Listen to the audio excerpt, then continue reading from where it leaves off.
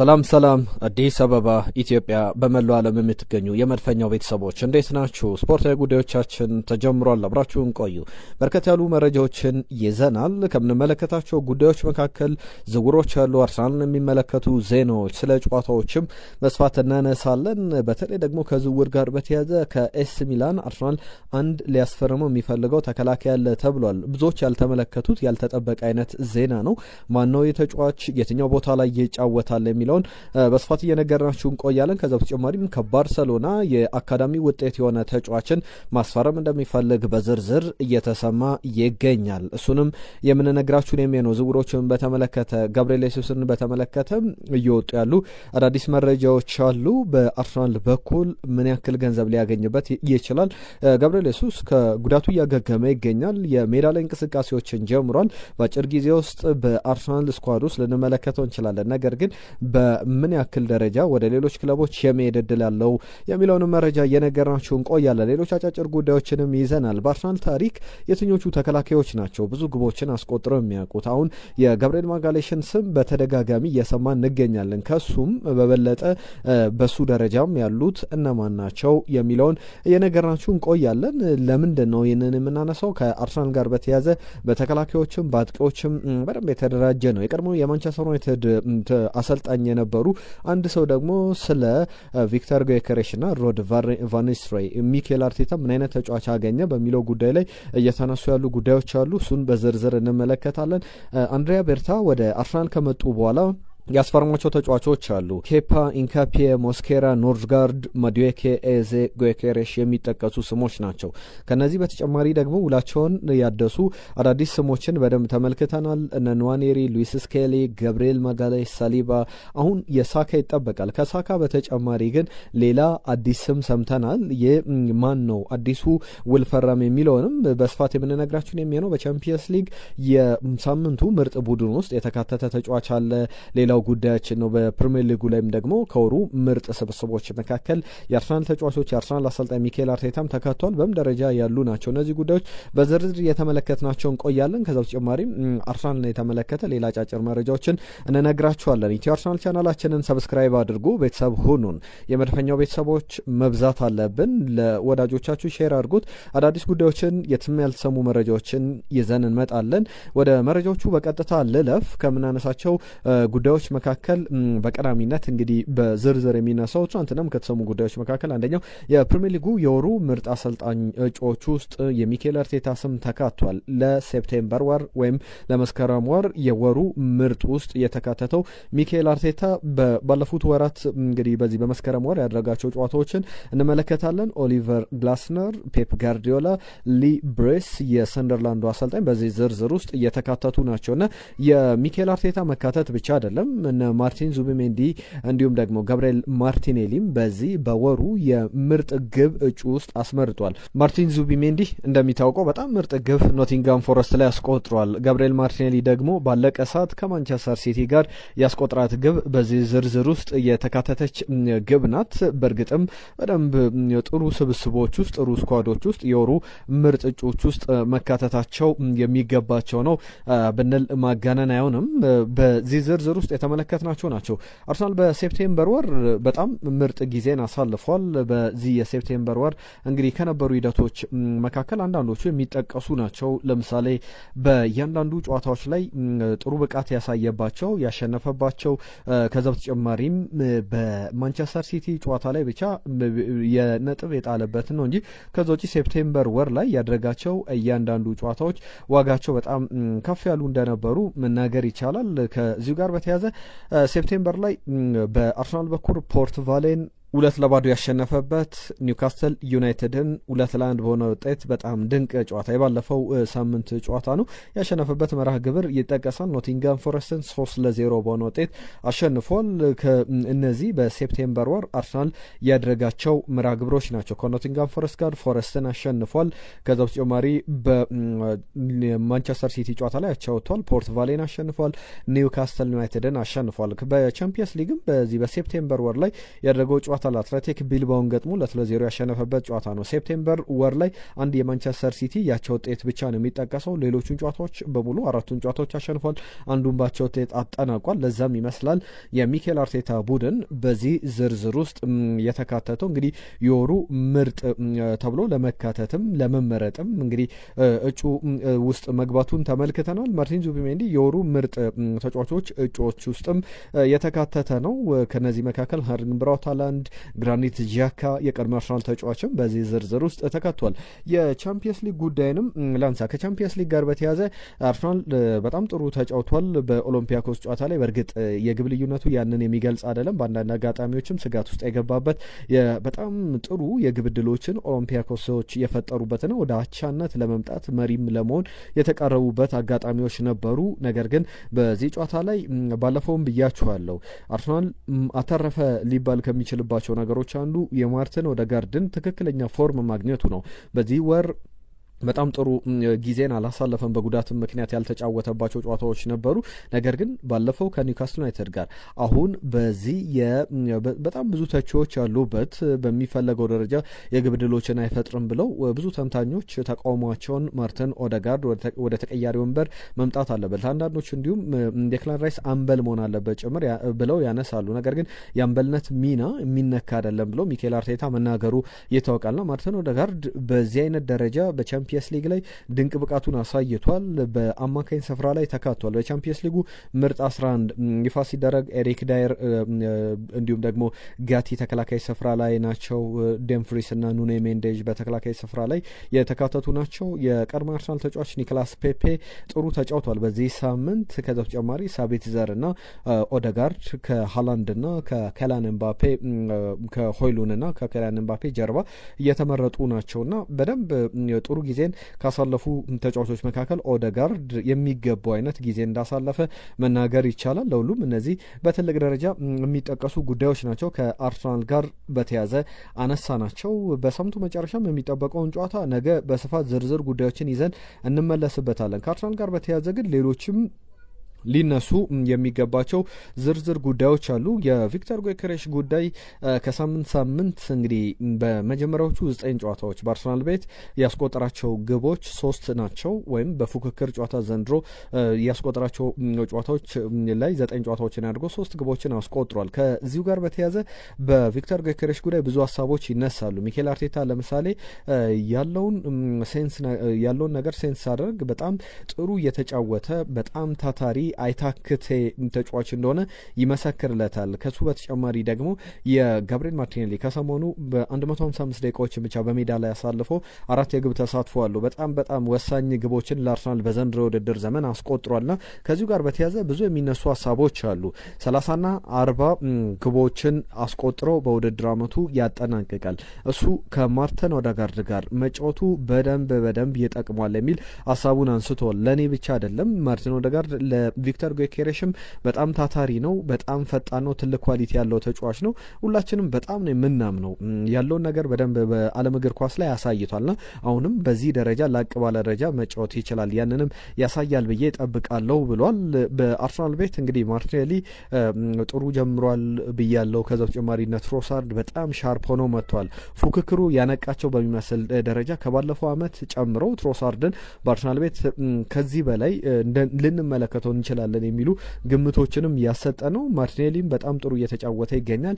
አሁን ብዙ ጥያቄዎችን በመጀመሪያዎቹ ሳምንታት ላይ ያን ያክል ያልነበረውን ማርቲን ኦዴጋርድን ደግሞ ያንን አስደናቂ ፓሶቹን እየተመለከትን እንገኛለን። ለምሳሌ ለሉዊስ ስኬሊ ያቀበለው ኒውካስል ዩናይትድ ላይ በጣም ጥራት ያለው ኳስ መስመር ሰንጣቂ የኒውካስል ዩናይትድ ተከላካዮችን ድንብርብራቸውን ያወጣ ኳስ ነበረና በብዙ መንገድ ያንን መመልከት ይቻላል። ከማርቲኔሊ ጋር በተያዘ በአርሰናል ምርጥ 11 ውስጥ ያለው ፉክክር በጣም ከባድ መሆኑ በዚህ ብቻ አይደለም። በብራዚል ብሔራዊ ቡድንም ለእኔ ተመሳሳይ ነው ነገሩ ይላል። ለምሳሌ ቪኒ ጁኒየር፣ ሮድሪጎ፣ ራፊኒያ ያሉበት የብራዚል ብሔራዊ ቡድን በጣም ጥሩ ኳሊቲ ያላቸው ተጫዋቾች ናቸው። በአርሰናል ቤትም ተመሳሳይ ነገሮችን አንስቷል።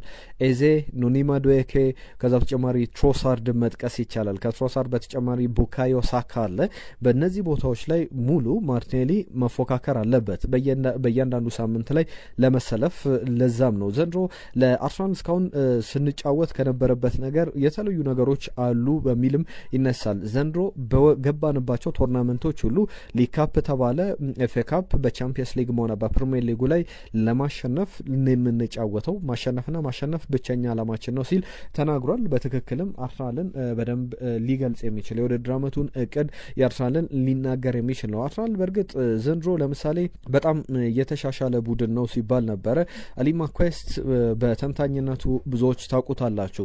በአርሰናል በኩል አንድ ያነሱ ሀሳብ አለ። በዝርዝር ካነሳቸው ጉዳዮች መካከል በባለፈው የውድድር ዘመን ጀምሮ ብዙ ስለ አርሰናል ተፎካካሪነት ይነሳል። ቅድሚያ ግምቶች ግን ለአርሰናል አይሰጡም። ዘንድሮም ሊጉ ሲጀመር ብዙዎቻችን ለአርሰናል ቅድሚያ ግምት አልሰጠንም። ሊቨርፑል ካስፈረማቸው ተጫዋቾች አንጻር እና አሌክዛንደር አይዛክ መምጣትን ተመልክተን ሊቨርፑል በትክክል የፕሪሚየር ሊጉ አሸናፊ ይሆናል ብለን ገምተን ነበረ። ሊቨርፑልና አርሰናል ያደረጉትን ጨዋታ ከተመለከትን በኋላ አርሰናል ያለው ሴንተር ባክ ጥራት ከዛ ኢቭን ሞስኬራ እንኳን ክርስቲያን ሞስኬራ እንኳን በላቅ ባለ ደረጃ መጫወት የሚችል ተጫዋች ነው በሚል እምነቱን ይናገራል። ከሊቨርፑል ጋር ስናነጻጽር ለምሳሌ ዳቪድ ራያ በጣም ጥሩ ጊዜ ላይ ይገኛል። ያንንም በተመለከተ እሱ ቢጎዳ ኬፓ አሪዛባላጋ በጥሩ ደረጃ የሱን ቦታ መሸፈን ይችላል። ከዛ ውጭ ግን ሊቨርፑልን በተመለከተ ልናነሳው የምንችላቸው ጉዳዮች መካከል አንደኛው ለምሳሌ የአሊሰንን ቢያጡ ቫንዳይክን ቢያጡ በዛ ደረጃ ለምሳሌ ባለፉት ሳምንታት ላይ ዊሊያም ሳሊባ አልነበረም ወይም ማርቲኔሊ ሳካ ያልነበሩባቸው ማርቲን ኦዴጋርድም ያልነበሩባቸው ሳምንታት ነበሩና በእነዚህ ሳምንታት ላይ አርሰናል በዛ ደረጃ ሲጫወት ሊቨርፑል ግን እነዚህን ተጫዋቾች አሁን አሊሰን ባይኖር በቀጣይ ሳምንታት ላይ በጣም የሚቸገረው ሊቨርፑል እንመለከታለን የሚል ነገር ያነሳል። ከአርሰናል ጋር በተያያዘ አንድ ሁለት በጣም አስገራሚ ቁጥሮችን ተመልክቻለሁ ባለፉት ጊዜያት ላይ። ለምሳሌ አርሰናል 3 ግብ ሲቆጠርበት የምታስታውሱት መቼ ነው? እስቲ ይህንን እንጠይቃችሁ። በትክክል አርሰናል 3 የገባበትን ግብ ኮሜንት ላይ ጻፉልን። መቼ ነው የምታስታውሱት? እኔ ላንሳላችሁ። አርሰናል ለመጨረሻ ጊዜ 3 ግቦች ከተቆጠሩበት ባለፉት ጊዜያት ላይ በሶስት አመት ውስጥ እንግዲህ 3 ግቦችን የተቆጠሩበት አጋጣሚዎች ለምሳሌ ሊቨርፑል 3 ግቦችን በተለያዩ አጋጣሚዎች ላይ የተቆጠሩበት አጋጣሚ ያለ 21 ጊዜ 3 ግቦች ተቆጥሮበታል። ባርሴሎናን ስንመለከት 19 ጊዜ 3 ግቦችን አስተናግዷል። ሪያል ማድሪድ 22 ጊዜ፣ ማንቸስተር ሲቲ 26 ጊዜ፣ ቼልሲ 32 ጊዜ 3 ግቦች ተቆጥሮበታል። ማንቸስተር ዩናይትድ የከፋው ነው ከነዚህ ትልቅ ቡድኖች አንጻር እንኳን ስንመለከተው 41 ጊዜ 3 ግቦችን ባለፉት 3 አመታት ተቆጥሮበታል። አርሰናል ግን ባለፉት 3 አመታት ላይ አንድም ጊዜ 3 ግቦችን አልተቆጠሩበትምና በጣም በሚያስገርም ሁኔታ በጣም ጥሩ የመከላከል አደረጃጀት እንዳለው በጣም በአስገራሚ መንገድ የተገነባ ቡድን እንደሆነ እየተመለከተን እንገኛለን። ቢያንስ ግብ የማይቆጠርበት ቡድን ቢያንስ መፎካከር የሚችል ዋንጫ ደግሞ ሲያገኝ በሌላ ደረጃ ላቅ ብሎ መቀመጥ የሚችል ቡድን እየተመለከትን ነው። ስለ ግብ መቆጠር ስለ መከላከል ካነሳን እነዚሁ ተከላካዮች ደግሞ በግብ አስቆጣሪነት ደረጃ ስማቸው የሚጠቀስ ነው።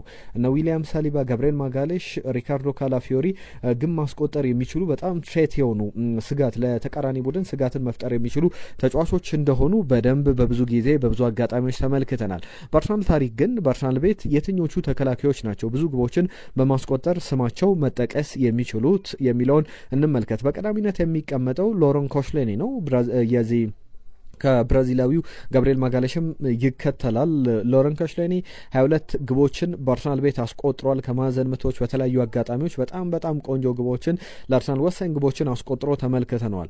የ22 ግቦች ላይ መድረስ በጣም የተቃረበው ደግሞ ገብርኤል ማጋሌሽ ነው። ብራዚላዊው የ27 ዓመት ተከላካይ ባለፈው ኒውካስል ዩናይትድ ላይ ያስቆጠረውን ግብ ጨምሮ 18 ግቦችን ለአርሰናል አስቆጥሯል። ከቆየበት ጊዜ አንጻር አሁንም በቀጣይ ጊዜያት ላይ በዚሁ የግብ አስቆጣሪነት ደረጃ መቀጠል መቀጠል የሚችል ይመስላል።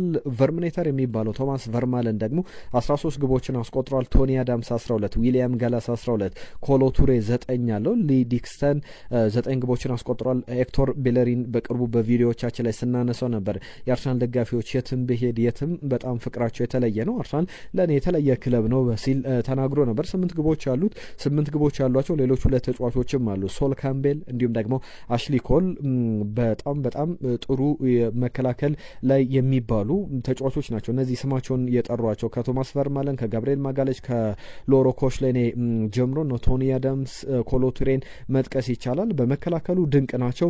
ግብ በማስቆጠርም ደረጃ በአርሰናል ቤት ታሪክ መስራት የቻሉ ጥሩ ተጫዋቾች እንደሆኑ መናገር ይቻላል። ቀደም ስለ ቪክተር ጊዮኬሬሽ አነሳስቼ የጀመርኩት ጉዳይ አለ። በቪክተር ጊዮኬሬሽ ጉዳይ ሚኬል አርቴታ ገና ብዙ ከሱ እንደሚጠብቅ በተለይ ወርክሬቱ በጣም እያንዳንዱ አጋጣሚ ላይ ለእያንዳንዱ ኳስ የሚፋለምበት መንገድ አስገራሚ እንደሆነ ብዙ ምስክርነቶች አሉ።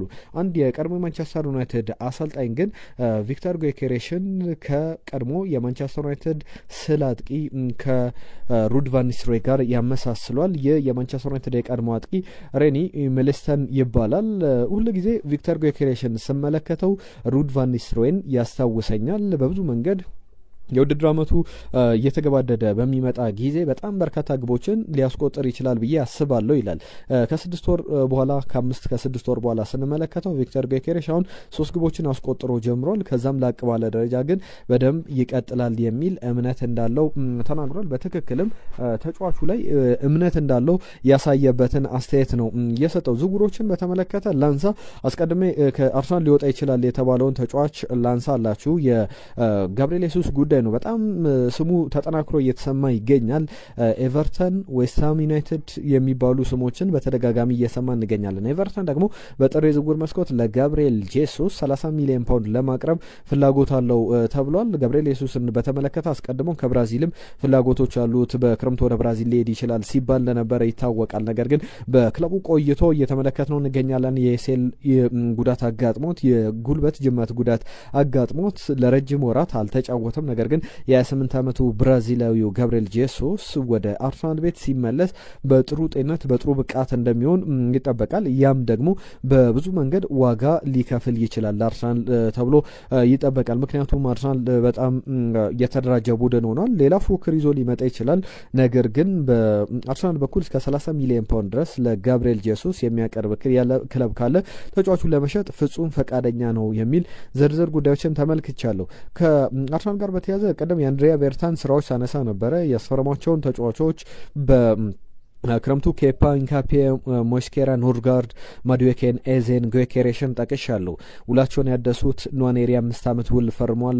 ሉዊስ ስኬሊ 5 ዓመት ውል፣ ገብርኤል ማጋሌሽ እስከ 2029 ድረስ የሚያቆየውን ውል ፈርሟል። ዊሊያም ሳሊባ የ5 ዓመት ውል ፈርሟል። ቡካዮ ሳካ የአርሰናል ውዱ ተከፋይ ለመጀመሪያ ጊዜ በአርሰናል ታሪክ 300,000 ፓውንድ ሳምንታዊ ደሞዝ የሚያገኝ ተጫዋች ይሆናል ተብሎ ሲነገር ነበር።